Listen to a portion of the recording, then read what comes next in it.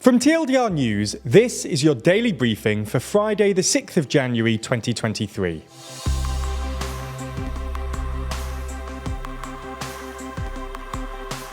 Good afternoon. In today's Spotlight story, we run through Putin's call for a Christmas ceasefire that has been met with skepticism in Ukraine. This isn't the only thing happening in the world though, so we'll run through three of today's other important stories. But first, could there really be a temporary truce in Ukraine? News broke yesterday that Russian President Vladimir Putin had ordered Russian troops to implement a 36-hour ceasefire from the 6th to the 7th of January in order to mark Orthodox Christmas. The call for a Christmas truce came from the head of the Russian Orthodox Church, Patriarch Kirill of Moscow, who is a vocal supporter of the invasion of Ukraine. A statement from the Kremlin read, "Taking into account the appeal of His Holiness Patriarch Kirill, I instruct the Minister of Defense of the Russian Federation to introduce from 12 o'clock on January the 6th, 2023 until midnight, January the 7th, 2023, a ceasefire along the entire line of contact between the parties in Ukraine." He went on to call on the Ukrainian side to declare a ceasefire and give them the opportunity to attend services on Christmas Eve as well as on the day of the Nativity of Christ. However, Putin's order had been met with skepticism from Ukraine and its allies, who pointed out that Russia did not relent in its bombing campaign on New Year's Eve or the 25th of December, which is also a public holiday in Ukraine. Patriarch Kirill's initial proposal was described as a cynical trap by Ukraine. Then, in response to Putin's statement, Ukrainian President Zelensky said Russia only wanted a 36-hour ceasefire as cover to stop Ukraine's advances and also to bring equipment, ammunition and mobilized men closer to the front. Zelensky said the war will end either when your soldiers leave or we throw them out. The United States was equally skeptical. The State Department echoed concerns that Russia would use any pause in fighting to rest, refit, to regroup, and ultimately to re-attack. Putin's order for a ceasefire appeared not to be conditional on Ukraine reciprocating, so we'll have to wait and see as to whether Russian forces do indeed put down their weapons for 36 hours. Christmas truce or no Christmas truce though, it makes little difference towards the actual negotiated end to the war. Earlier on Thursday, President Putin told Turkey's President Erdogan in a call that Moscow was ready for peace talks, but only under the condition that Kyiv take into account the new territorial realities, meaning the Ukrainian territories annexed and occupied by Russia. An advisor to the Ukrainian president called the demand fully unacceptable. As the back and forth over a ceasefire went on, the United States and Germany made a joint announcement that they would supply Ukraine with armoured combat vehicles, following a similar announcement by France on Wednesday. Okay, so that's the biggest story of the day, but there's a lot more going on around the world. So here's a rundown of three other stories. Violence broke out on Thursday in Mexico's northern state of Sinaloa after Mexican authorities arrested Ovidio Guzman Lopez, the son of notorious drug lord El Chapo. Unrest centered on Culiacan, the state's capital, where gunfights broke out between security forces and cartel members.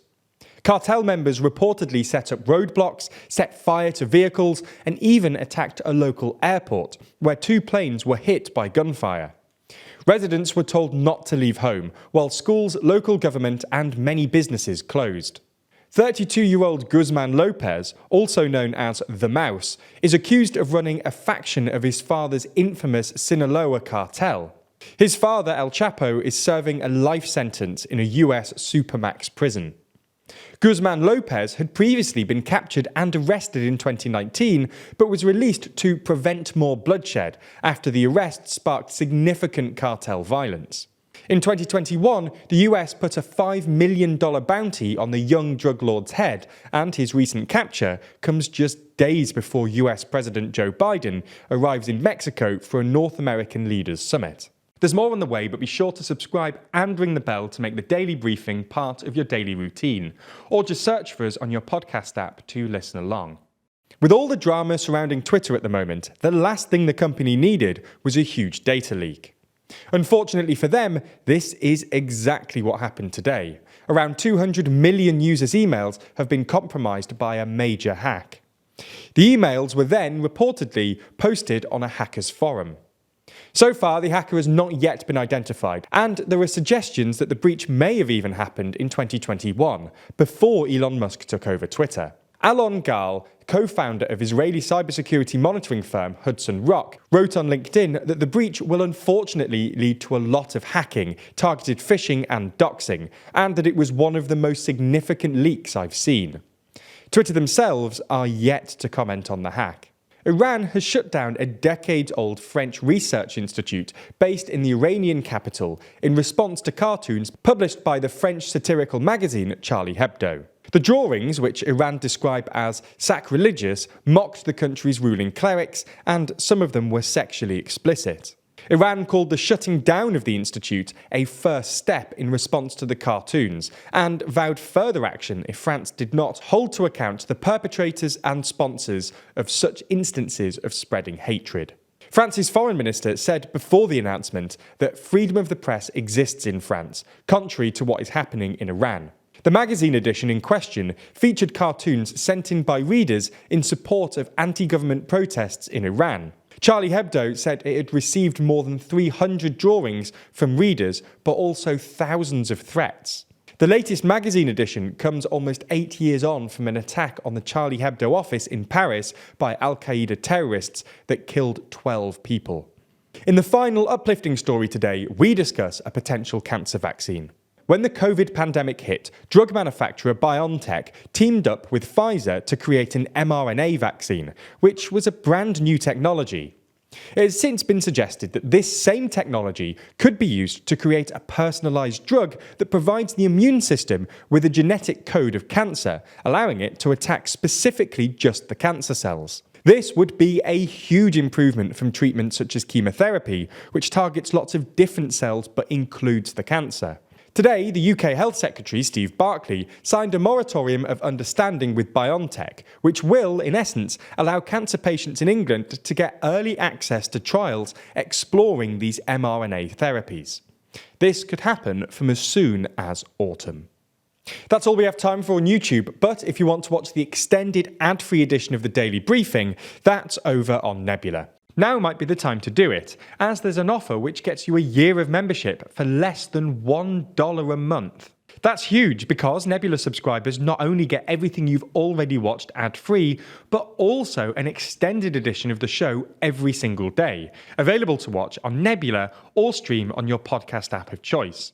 They also get access to a ton of other exclusive ad-free TLDR content, as well as videos from all your favourite creators.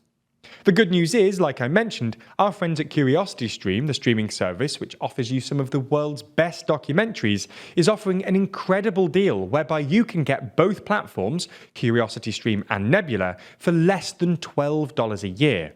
That's all the documentaries you could want on CuriosityStream, and then more TLDR content on Nebula, including the extended briefing, other full exclusive TLDR videos, and it's always ad-free. Click the link below to get both services for less than $1 a month, a deal which doesn't last long, and support the channel.